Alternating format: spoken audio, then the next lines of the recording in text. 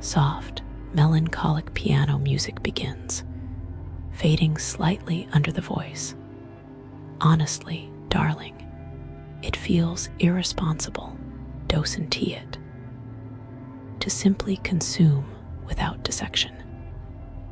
Like a hummingbird sipping nectar from a poisoned bloom, one must understand the rot, the subtle unraveling, to truly appreciate the void.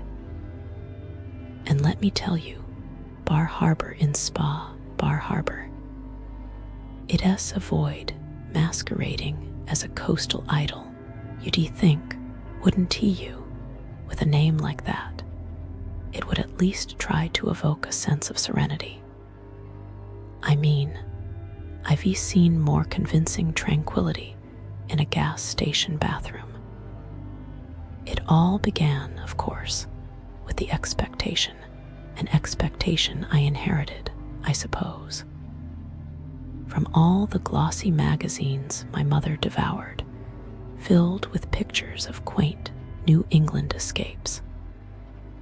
I had such high hopes, you see, such insane expectations, like wanting the moon to be made of spun sugar. My family, you see, we've always appreciated the finer things. It is not arrogance, darling. It is simply a recognition of quality. It is about knowing the difference between a pearl and a painted pebble. And Bar Harbor Inn, it presented itself as a pearl, a very, very poorly crafted pearl. We were celebrating an anniversary, my first.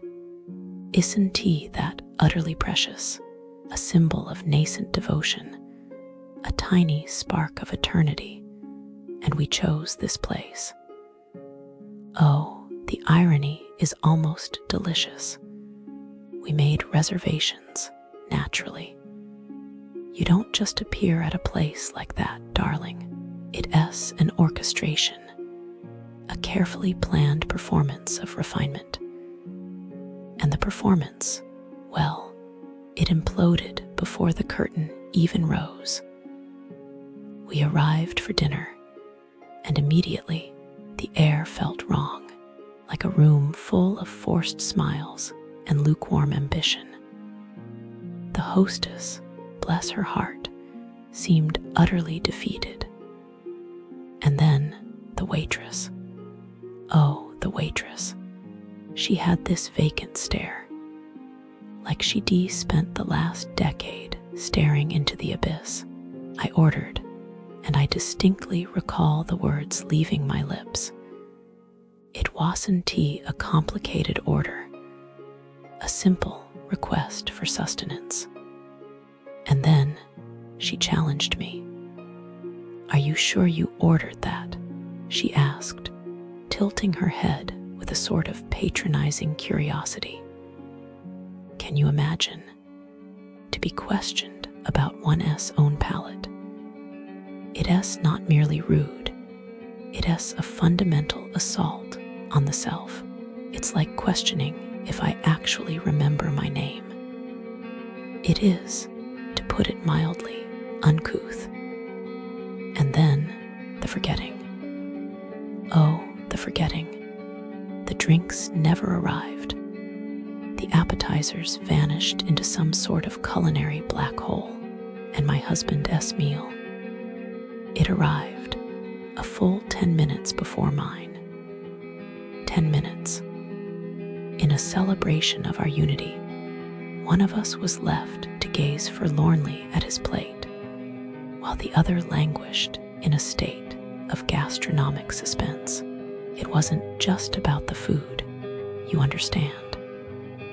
It was about the lack of consideration, the utter disregard for the sanctity of the moment.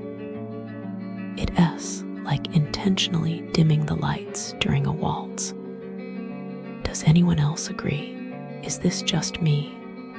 Or is this a fundamental flaw in the human condition? But the restaurant, as dreadful as it was, proved to be merely a foreshadowing of the true horrors to come. We weren't staying at the inn itself, you see. No, we were relegated to the Newport Inn. Honestly, the name itself feels like a cruel joke. It wasn't an inn. It was, and I say this with a shudder, a glorified motel. A beige, soul-crushing box with a view of the parking lot. Can you picture it? A 300 a night view of asphalt and minivans. They call this historic charm. Historic, perhaps, in the sense that it evokes the architectural sensibilities of a 1970s bus station. I am starting to feel a little lightheaded. And it gets worse, darling. So much worse. The terrace, the promised oasis of relaxation, was monopolized by non-guests. Outsiders, people who hadn't paid a single penny to experience the luxury that we had so foolishly financed. It's deeply unsettling, isn't it? To be treated as an afterthought in your own sanctuary. I remember my grandmother telling me that in Soviet... I was just looking into scams near Bar Harbor in Bar Harbor, and like it is so sad, People just want to have a nice vacation, and then boom, scammers ruin everything. So businesses around Bar Harbor in Bar Harbor, some of them are like too trusting, Like, in January 2025, the Bar Harbor school system almost lost over $1 million because scammers tricked them into changing bank details for a construction payment. Like how do you just give away $1 million? The school almost sent it to the wrong account, but luckily they caught it fast. I bet the scammers were like, oh no, our evil plan failed, and ran away, but still so scary. And then businesses here also get hacked a lot. In July 2025, the Bar Harbor town offices had to shut down because someone broke into their computer network. Why? Why do people do this? Tourists probably couldn't even get permits or whatever because everything was closed. I bet the hackers were just sitting somewhere laughing while everyone else panicked. So unfair. Oh, and the worst one, the gold bar scams. Who even falls for this? But apparently people do. Around Bar Harbor in Bar Harbor, scammers call victims, pretend to be Microsoft or the FBI or something, and tell them to buy gold bars to protect their money. Then some random guy shows up at their door to take it. No, that is so obviously a scam. But in March 2025, a woman in Cumberland close enough to Bar Harbor lost $100,000 like this. A courier just took her gold. The police arrested him later, but the money was probably gone forever. I don't get it. Why can people just be nice?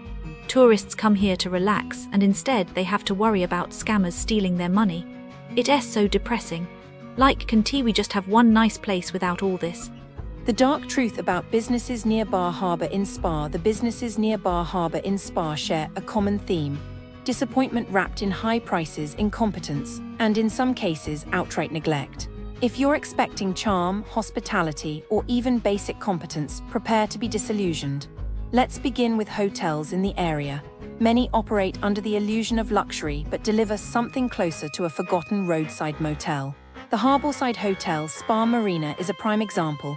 Guests report bed bugs, sewage odors, and rooms so noisy they might as well be next to a construction site.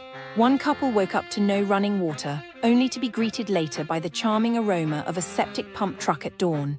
The staff's response: a free dinner at their restaurant, where the lobster bisque arrived with a skin layer so thick it could have been a science experiment.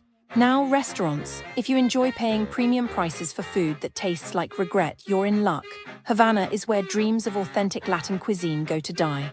The paella, mushy, bland, and served with the enthusiasm of a microwave dinner. The moqueca, a tragic, unseasoned disaster, cold, lifeless, with rice so overcooked it resembled baby food. And if you dare to cancel a reservation, they'll charge you $120 just for the privilege of being insulted over the phone. Juice bars should be simple, right, not Thrive Juice Bar Kitchen. Their smoothies cost as much as a small meal, yet somehow take longer to make than a 3-course dinner. One customer was charged $26 for a single smoothie. only to discover that extra spinach meant they just shoved everything into a tiny cup until it overflowed. And don't bother calling, they refuse to answer the phone on principle. Entertainment isn't safe either.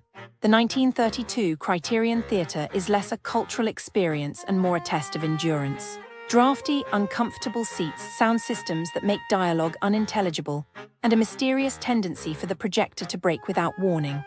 One visitor drove an hour only to find a handwritten closed sign on the door. No notice online, no apology, just pure indifference. Then there's Project Social Kitchen Bar, where the concept of service is treated like an abstract art piece. Guests are left to fend for themselves, grabbing silverware, waiting 45 minutes for crab cakes that